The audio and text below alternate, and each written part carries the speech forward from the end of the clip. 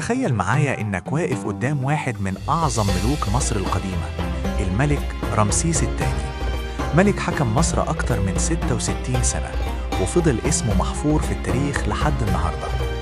رمسيس الثاني اتولد حوالي سنة 1303 قبل الميلاد، ومن وهو شاب كان بيشارك في الحملات العسكرية مع أبوه الملك سيتي الأول.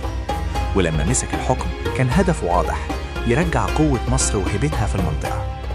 أشهر معاركه كانت معركة قادش ضد الحيثيين، ورغم إن المعركة ما كانتش نصر كامل، رمسيس عارف يطلع منها بذكاء سياسي، ووقع بعدها أول معاهدة سلام مكتوبة في التاريخ. وده يخليه مش بس محارب، لكن رجل دولة من الطراز الأول.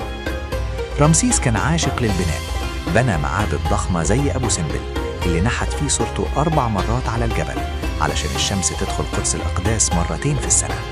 وبنى كمان الرمسيسيوم ووسع معابد الأقصر والكرنك علشان يثبت إن الملك القوي لازم يسيب أثره في الحجر قبل أي حاجة. كان ليه عشرات الزوجات، وأشهرهم نفرتاري اللي بنى لها معبد كامل جنب معبده في أبو سمبل، وده كان شيء نادر جدا في عصره. عاش رمسيس الثاني عمر طويل مقارنة بزمنه، وتوفى عن عمر يقارب 90 سنة.